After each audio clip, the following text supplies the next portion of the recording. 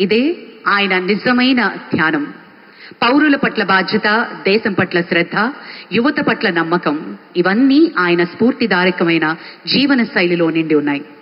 ఆయన యోగా ధ్యానం పట్ల ఉన్న ఆసక్తి రాజకీయాల ఒత్తిడి మధ్య సైతం తన మనశ్శాంతిని ఎలా నిలుపుకోవాలో ప్రత్యక్షంగా నిరూపించింది యోగా. సినిమా మరియు రాజకీయాలు రెంటినీ సమతుల్యం చేయడానికి ఆయన అభ్యసించేదే యోగా. బ్లాక్ బెల్ట్ కలిగిన మార్షల్ ఆర్ట్స్ నిపుణులు ఫిట్నెస్ అంటే శరీర పరిమితి మాత్రమే కాదు, శక్తి, శాంతి, సమతుల్యత వీటన్నిటి కలిపిన రూపం అని నమ్మే honourable deputy chief minister Shri Pawan Kalyan గారి ప్రసంగం. ఉదయ బ్రహ్మస్వరూపం, మధ్యాహ్నేతు మహేశ్వర, సాయంకాలేతు స్వయం విష్ణు, త్రయామూర్తి దివాకర. ముందుగా సూర్య భగవానునికి నమస్సమాంజలు తెలియజేస్తూ, యోగ విద్యను అందించిన ఆదియోగి పరమశివునికి, ఆ మహాయోగ విద్యని మనకి పతంజలి మహర్షి యోగశాస్త్ర రూపంలో అందించారు.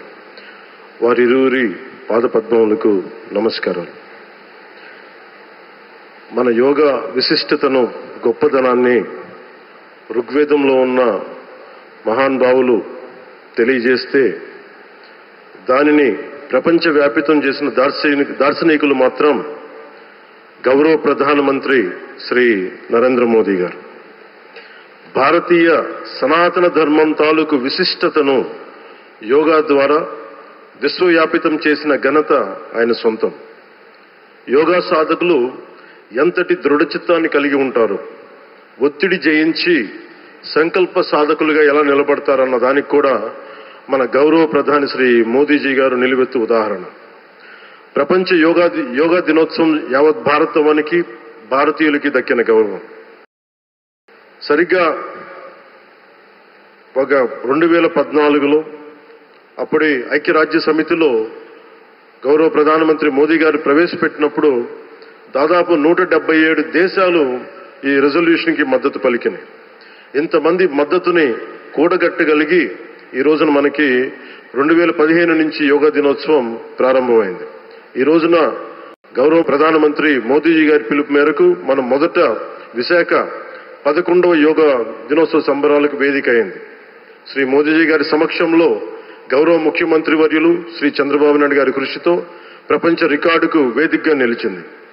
విశ్వనరులు మోదీజీ గారి పిలుపు మేరకు యోగా ఒక వన్ ఎర్త్ వన్ హెల్త్, ఈ ఆరోగ్యం థీమ్ ని ఈ వేదిక నుంచి ప్రతి ఒక్కరూ ముందుకు తీసుకెళ్లాలని మనస్ఫూర్తిగా కోరుకుంటూ, ఇక్కడ ఆసీనులైన మీ అందరికీ, ఇక్కడికి వచ్చేసిన ప్రతి ఒక్కరికి కూడా పేరు పేరున నా హృదయపూర్వక వందనాలు, నమస్కారాలు.